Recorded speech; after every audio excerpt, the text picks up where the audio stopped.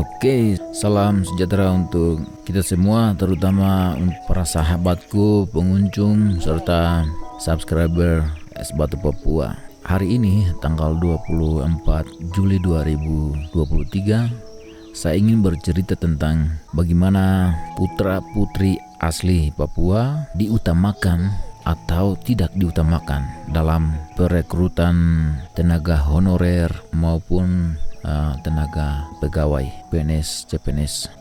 Saya sempat buang satu opini dan di sana saya menyebutkan bahwa mengapa kita putra-putri pribumi asli dari Papua, entah dari kabupaten manapun kita berada, itu tidak diutamakan. Yang diutamakan oleh pemerintah daerah, pemerintah provinsi itu tenaga honorer dan CPNS-PNS dari luar Papua alias non-Papua. Ya, kita mengerti bahwa mereka juga tidak sedikit yang lahir besar Papua.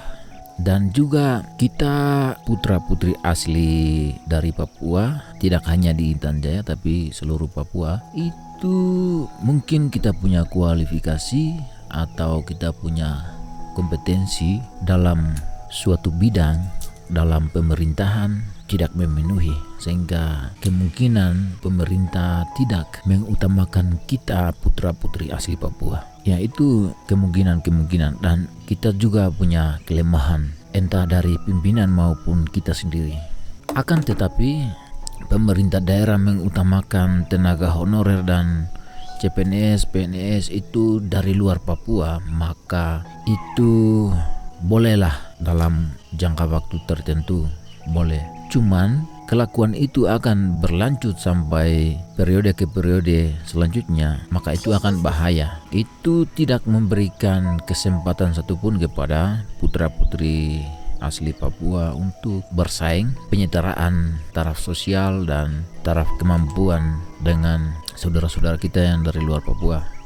Itu tidak akan kita temukan kalau sikap cara pemerintah merekrut tenaga honorer CPNS dan PNS itu selalu dari luar Papua, maka itu akan bahaya. Dampaknya bahaya kepada perkembangan dan tidak melibatkan putra-putri asli Papua di suatu tempat, dan saya pikir itu kurang bagus, bahkan akan berdampak pada pelayanan kita kepada masyarakat setempat. Alangkah baiknya tenaga honorer maupun CPNS PNS itu harus utamakan putra-putri asli setempat, harus utamakan, mau dan tidak harus. Ini daerah otonomi, bukan kaleng-kaleng, punya undang-undang khusus. Berapa persen harus utamakan putra-putri asli Papua, berapa persen dari luar Papua, itu kan pasti sangat jelas dalam undang-undang otonomi khusus. Oleh karena itu, saya mewakili putra-putri asli Intan Jaya sangat menyayangkan sikap-sikap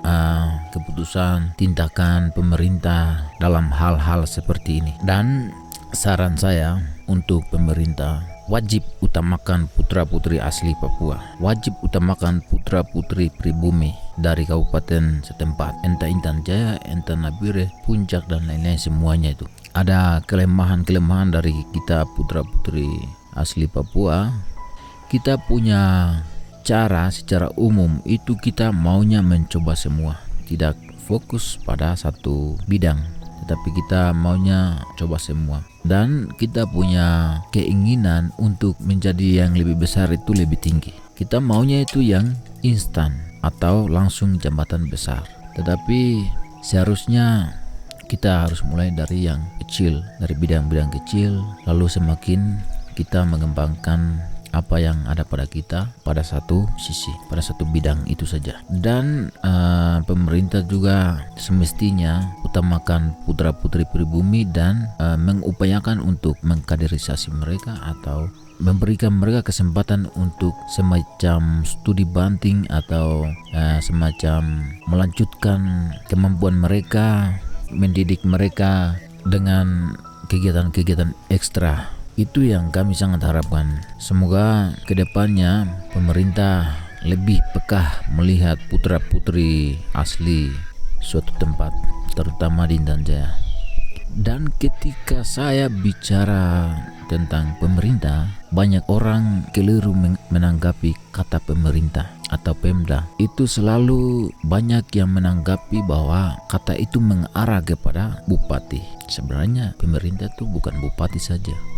Pemda itu bukan bupati saja. Bupati itu pimpinan daerah. Jadi entah pejabat sekecil apapun, dia adalah pemerintah. Itu harus paham. Bagi saudara-saudara yang tidak paham dengan kata pemerintah, Pemda, yang pikirannya mengarah kepada hanya bupati, itu semestinya memahami baik arti katanya dan selalu mengarah bahwa hanya bupati. Pemerintah itu bukan bupati saja. Ada kepala dinas, ada kabak, ada bagian, saya tidak tahu, orang-orang pejabat punya jabatan dan lain-lain, saya tidak tahu. Seperti itulah. Dan kita lihat bahwa khusus di Intan Jaya, tenaga honorer dan CPNS kebanyakan dari luar Papua itu karena mungkin utamakan sistem sukuisme. Ada istilah-istilah keluargais, ada istilah margais, daerahis. Jadi tidak hanya kita berharap kepada bupati, karena pejabat-pejabat selain bupati, kepala-kepala dinas dan lain-lainnya itu saya pikir punya jatah, sehingga mereka pasti utamakan keluarga mereka. Jika kepala dinasnya putra-putri asli Intan Jaya, kemungkinan untuk pikiran untuk kaderisasinya kurang.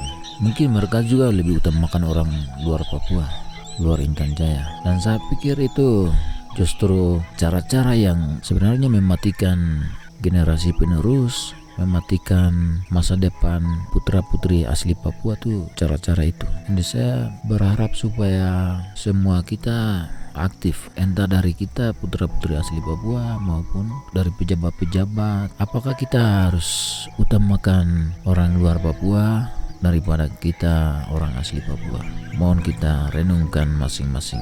Selamat merenungkan. Salam hormat dari Intan Jaya.